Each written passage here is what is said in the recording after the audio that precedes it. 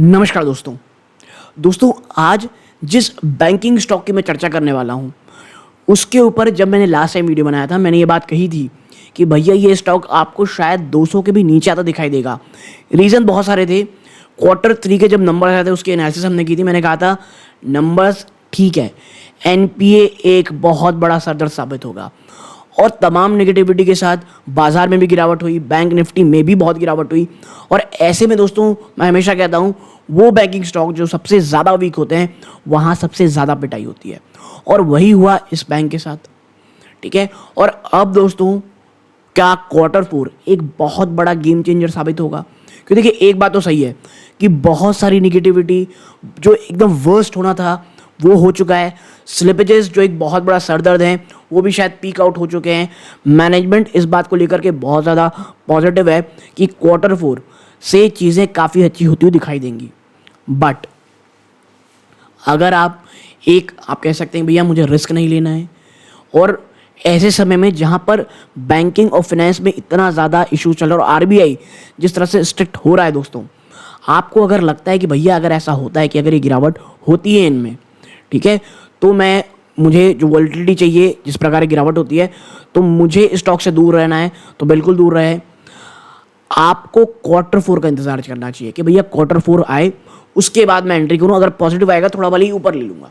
But अगर आप accumulation mode में हैं, आप एक हाई रिस्क, क्योंकि नो डाउट दोस्तों बंधन बैंक आज भी मुझे एक हाई रिस्क स्टॉक लगता है, आपको एक्यूमुलेट करना है, आप कर सकते हैं। ठीक है, देखिए आजकल कई आप रिपोर्ट्स पढ़ेंगे तो हर कोई एटलीस्ट 250 260 का तो टारगेट आपको बंधन बैंक में देता हुआ दिखाई देगा। लेकिन हाँ, क्वार्टर 4 मुझे ऐसा लगता है कि एक बड़ा गेम चेंजर साबित होगा। अगर वहाँ से अगर कुछ भी पॉजिटिविटी देखने को मिलती है तो एक काफ़ी अच्छा माहौल, एक काफ़ी अच्छी तेज़ी आपको देखने को मिलेगी। लेकिन मैं आपको बता दूँ, बंधन बैंक एज अ स्टॉक अगर आप निवेश कर रहे हैं, मैं कहूँगा 50 बार सोचें दोस्तों। बंधन बैंक अभी एक हाई रिस्क स्टॉक है। ठीक है, बैंकिंग इंडस्ट्री में जैसा मैं हमेशा कहता हूँ, जब भी आपको आपके साथ लगे कि भैया सेक्टर बुरा हो रहा है, हमेशा टॉप के साथ जाएं। HDFC bank, Kotak Mahindra bank, SBI bank, ठीक है, ये आपके पोर्टफोलियो को स्टेबिलिटी प्रदान करती है। बट अगर आप एक हाई रिस्क स्टॉक में जाते हैं जैसे कि बंधन बैंक जिसमें ट्रेड कर रहा है, यहाँ से कुछ पॉजिटिविटी होती दिखाई दी तो भाई ये काफ़ी अच्छी तेज़ी आपको देखने को मिलेगी। लेकिन फिर वही है, आपका रिस्क भी उतना ज़्यादा है। ठीक है, तो मैं आपसे यही कहूँगा अगर आपके पोर्टफोलियो में ऑलरेडी एक बहुत ज़्यादा हाई रिस्क स्टॉक का पोर्शन है, बंधन बैंक से दूर रहें। वरना इस एक पूरे वीडियो को देखें जो सेकंड पार्ट में बिना स्किप किए, थोड़ा आप कह सकते हैं स्पीड बढ़ा लीजिएगा 2x में। ठीक है, आप पूरा वीडियो देखें, उसके बाद एटलीस्ट आपको डिसीजन लेने में ये आसानी होगी कि भैया मुझे वेट करना चाहिए या एक्यूमुलेशन स्टार्ट कर देनी चाहिए दोस्तों। ठीक है, वीडियो ज़्यादा बड़ा है नहीं दोस्तों, वीडियो को प्लीज़ पूरा ज़रूर देखिएगा। तो अब सीधा चलता हूँ वीडियो के सेकंड पार्ट की तरफ दोस्तों। तो दोस्तों सबसे पहले चलते हैं क्विक हाइलाइट्स की तरफ। देखिए यहाँ पे इन्वेस्टर प्रेजेंटेशन जो बंधन बैंक ने दी है उसके हिसाब से कहा जा रहा है। आप देखें जो नेट इंटरेस्ट इनकम है उस फॉर द क्वार्टर उसमें 21% ईयर ऑन ईयर जंप है। जो रिटेल लोन है जिसमें हाउसिंग हटा देंगे 70% का जंप है ईयर ऑन ईयर, जबकि कमर्शियल बैंकिंग डिवीजन में 60% का जंप है दोस्तों ईयर ऑन ईयर। ठीक है, आप देखें यहाँ पे जो कासा रेशियो है वो 36.1% में, जो कि एक हेल्दी आप कह सकते हो। डिपॉजिट में 4.8% जंप है क्वार्टर ऑन क्वार्टर, जबकि 14.8% ही जंप है year on year. Retail deposit to total deposit at 71%। Net interest margin आप देखेंगे तो ये लार्जली स्टेबल ही रहा है 7.2% में। ठीक है, देखिए अभी यहाँ कोई चर्चा कर रहे हैं, जब हाईलाइट पे जाऊंगा तो एक एक करके हम इसके ऊपर चर्चा करेंगे। ठीक है, ग्रॉस एनपीए 7% है, नेट एनपीए एट 2.2% वर्सेस आप देखें यहाँ पे तो 7.3 था दोस्तों, और नेट एनपीए जो था दोस्तों कहाँ 2.3। लेकिन याद रखिएगा ये क्वार्टर ऑन क्वार्टर बेस पे है, झटका ईयर ऑन ईयर बेस पे ही बंधन बैंक को लगा in terms of NPA. Company ने अच्छे खासे आप कह सकते हैं लोन्स बांटे हैं। आप देखें तो 0.9 million customer during the quarter add हुए हैं दोस्तों, और टोटल कस्टमर जो रीच है वो 32.6 मिलियन में आ चुकी है। अब आप देखें जो आप कह सकते हैं जो एंटरप्राइज आप कह सकते हैं में बिजनेस दे रहे हैं, इमर्जिंग एंटरप्राइज बिजनेस में वो 24.4 मिलियन में है। देखिए इमर्जिंग एंटरप्राइज बिजनेस आप एक प्रकार से कह सकते हैं उस प्रकार के बिजनेस लोन को यहाँ कंपनी देती है जो अंडर बैंक लोन रहते हैं, यानी माइक्रो लोन आप कह सकते हैं छोटे छोटे जो लोन रहते हैं, लेकिन उसमें रिस्क भी उतना ही ज़्यादा रहता है दोस्तों। ठीक है, नॉन एनई भी देखेंगे 8.2 है। Geographical diversification of EEB portfolio track देखेंगे तो वेस्ट बंगाल और जो असम है दोस्तों, वो उसका कंट्रीब्यूशन जो है दोस्तों वो लेस देन 45% पे आ रहा है। ठीक है, देखिए एक अच्छी चीज़ ये है कि अब कंपनी डाइवर्सिफिकेशन के लिए एटलीस्ट देख रही है दोस्तों।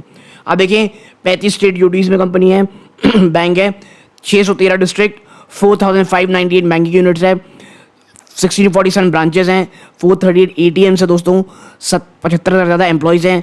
टोटल जैसे हमने यहाँ पे चर्चा की थी कि भैया 32.6 मिलियन हो गए हैं, और ई ग्रुप बेस्ड लोन जो है वो 33.4% है।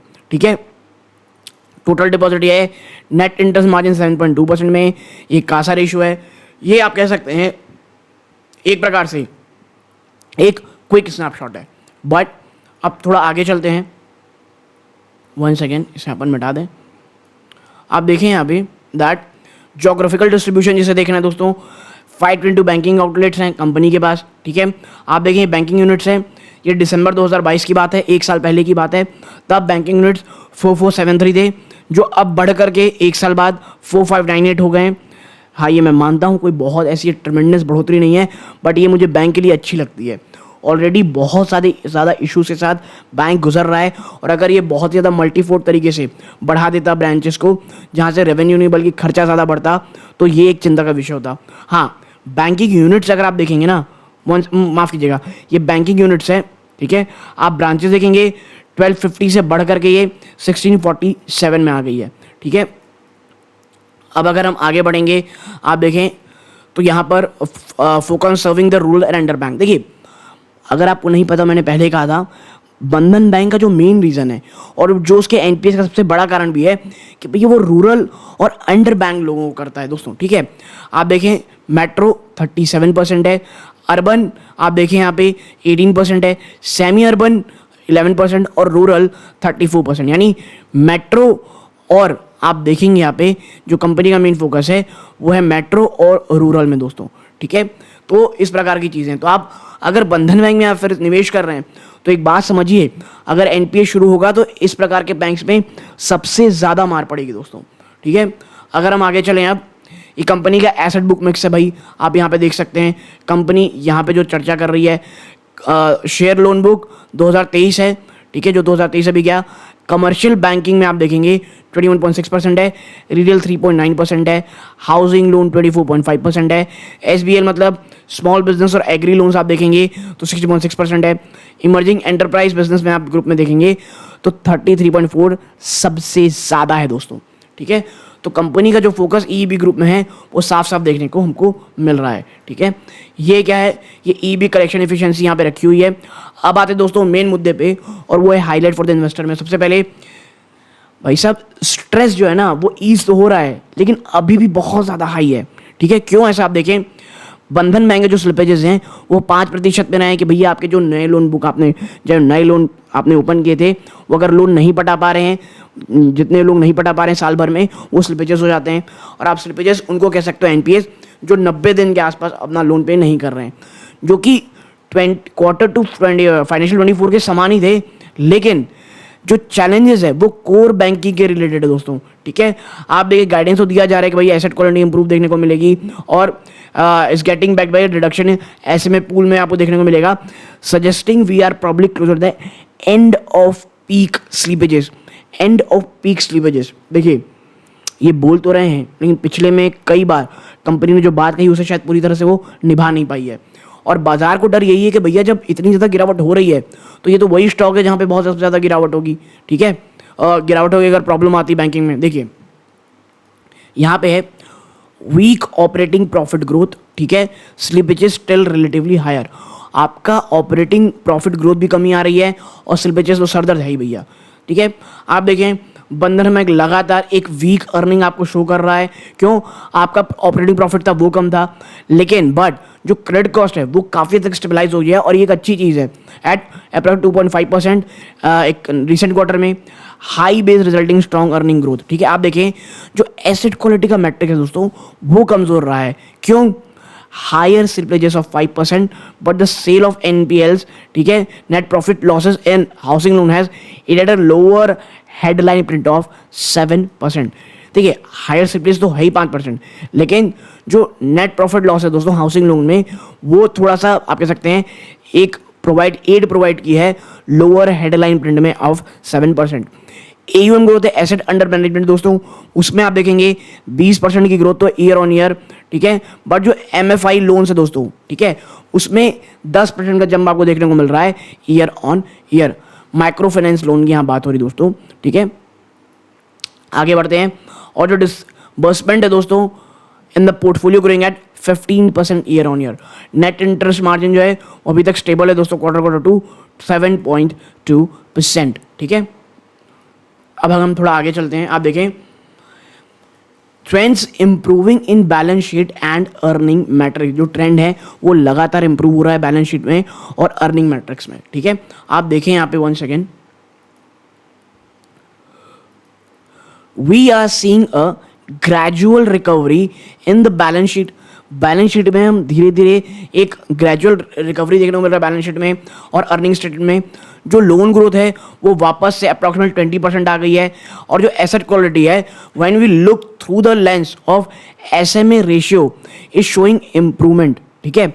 आप कह सकते हैं भैया कि जो SMA रेशियो है दोस्तों, वहाँ पर आप कह सकते हैं जो चीज़ें हैं वो थोड़ी अच्छी होती दिखाई दे रही हैं।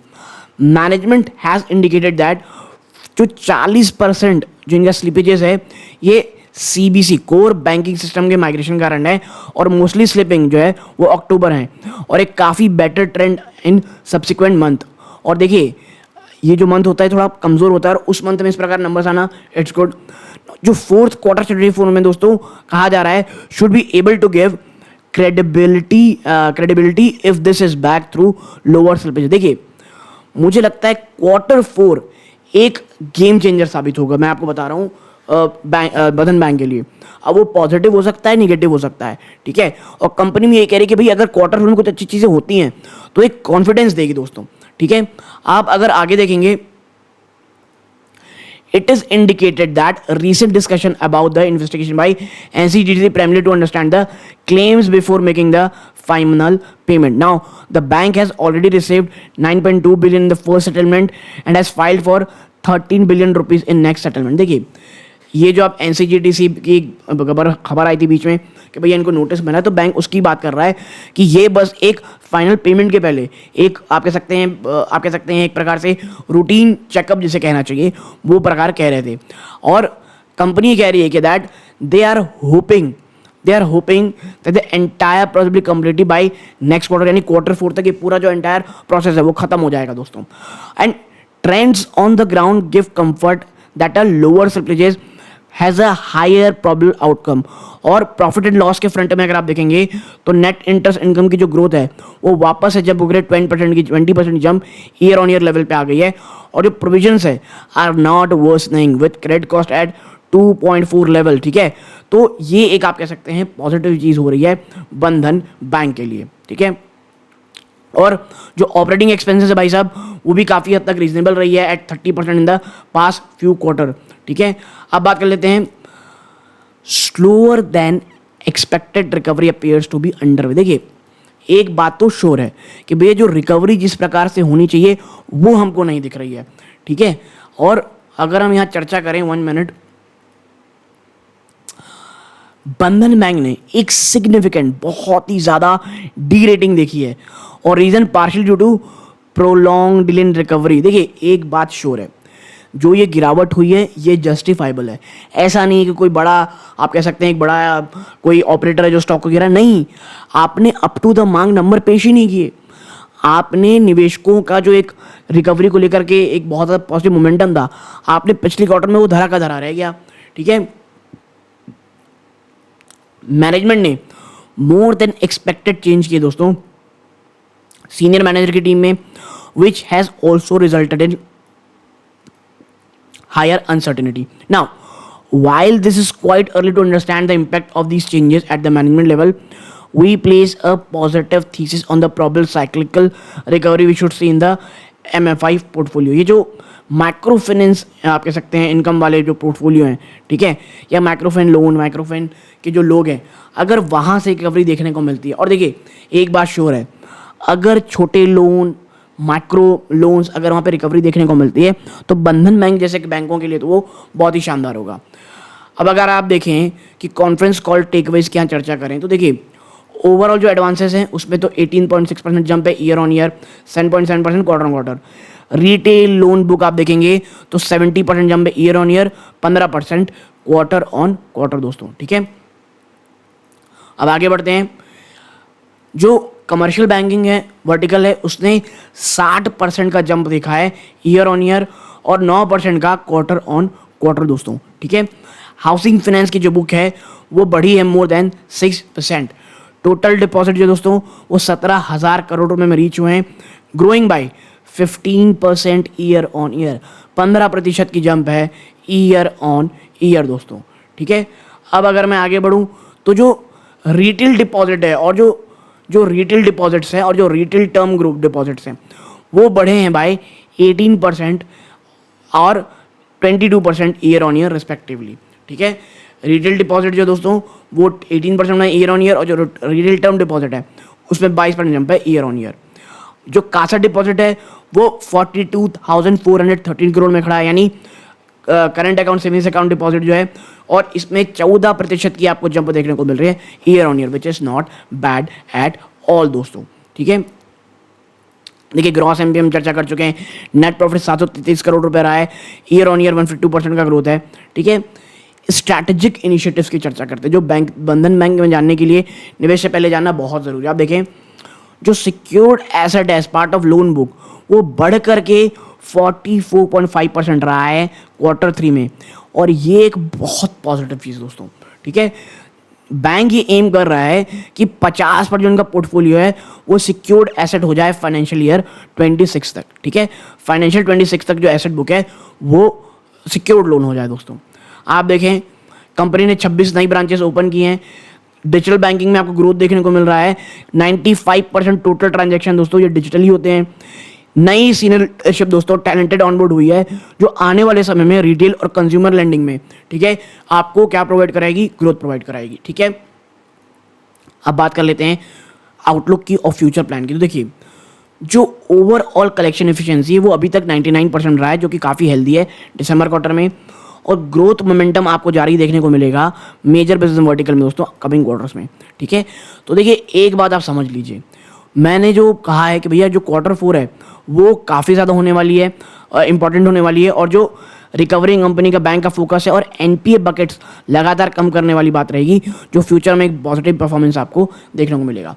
तो ओवरऑल मुझे लगता है कि भैया बंधन बैंक अगर आप थोड़ा सेफ रहना चाहते हैं प्लीज़ Q4 के नंबर से इंतजार करें। अगर Q4 में स्लाइटली पॉजिटिविटी देखने को मिलती है खास करके एनपीएस में, मैं आपको बता रहा हूँ एटलीस्ट एक बार तो मुझे लगता है 15-20% का तो रिटर्न कहीं नहीं गया है। बट जैसा मैं हमेशा कहता हूँ भाई साहब कोई बैंक से लेकर रिकमेंडेशन नहीं है, खास करके बंधन बैंक में तो निवेश से पहले आपको 50 बार सोचना चाहिए दोस्तों। तो आप यहाँ तक जुड़े रहे इस बात का बहुत बहुत धन्यवाद दोस्तों। ये सूर्यकांत है, जय हिंद दोस्तों।